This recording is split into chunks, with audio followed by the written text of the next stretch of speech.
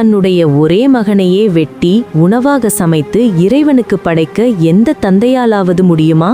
வரலாற்றில் பக்திக்கான இவ்வளவு கொடூரமான சோதனை இதற்கு முன்பும் நடந்ததில்லை, இனிமேலும் நடக்கப் போவதில்லை.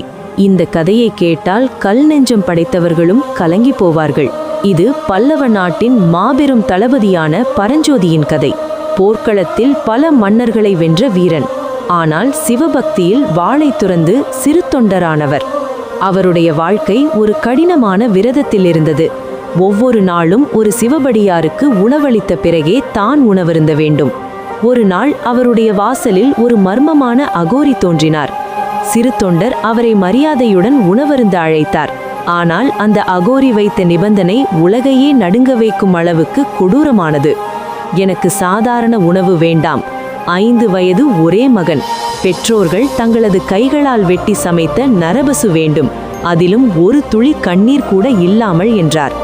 இந்த நிபந்தனையை கேட்டால் யாருடைய மனமும் உடைந்து போகும். ஆனால் சிறு தொண்டரின் பக்தி அசையவில்லை.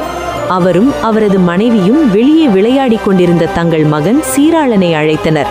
அந்த சிறுவன் சிரித்தபடி ஓடி வந்து தாயின் மடியில் அமர்ந்தான்.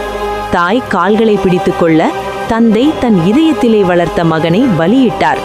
அழக்கூடாது என்ற நிபந்தனை காரணமாக அவர்கள் சிரிப்பை மறையாக கொண்டு தங்கள் துயரத்தை மறைத்தனர். மகனின் மாமிசம் சமைக்கப்பட்டு அகோரியின் முன் வைக்கப்பட்டது. ஆனால் சோதனை இன்னும் முடிவடையவில்லை. நான் தனியாக உண்ண மாட்டேன், இந்த வீட்டில் உள்ள மகனை அழை, அவனோடுதான் உணவருந்துவேன் என்றார் அகோரி. தந்தை நடுங்கினார். சுவாமி, அவன் இப்போது இந்த உலகில் இல்லை என்றார். அதற்கு அகோரி கோபத்துடன், மகன் வராவிட்டால் நான் பசியோடு செல்வேன் என்றார். வேறு வழியின்றி சிறு தொண்டர் வெளியே வந்து நடுங்கும் குரலில், சீராளா வா, சிவபெருமான் பசியோடு இருக்கிறார் என்று அழைத்தார். அடுத்த நொடி இயற்கையே உறைந்தது போல ஒரு அதிசயம். சில நிமிடங்களுக்கு முன் பலியிடப்பட்ட அந்த சிறுவன் சிரித்தபடி ஓடி வந்து தந்தையின் முன் நின்றான். உள்ளே சென்று பார்த்தபோது அகோரி இல்லை. சாட்சாத் சிவபெருமானும் பார்வதி தேவியும் அருளுடன் காட்சி தந்தனர். பக்தியின் எல்லை என்னவென்பதை உலகிற்கு உணர்த்தவே இந்த லீலையை இறைவன் அரங்கேற்றினார். இத்தகைய மாபெரும் பக்தரான சிறு தொண்டரின் பாதங்களை வணங்கி கமெண்டில் ஹரஹர மகாதேவ் என்று பதிவிடுங்கள். மேலும் இது போன்ற ஆன்மீக கதைகளுக்கு please like and subscribe PA Edits.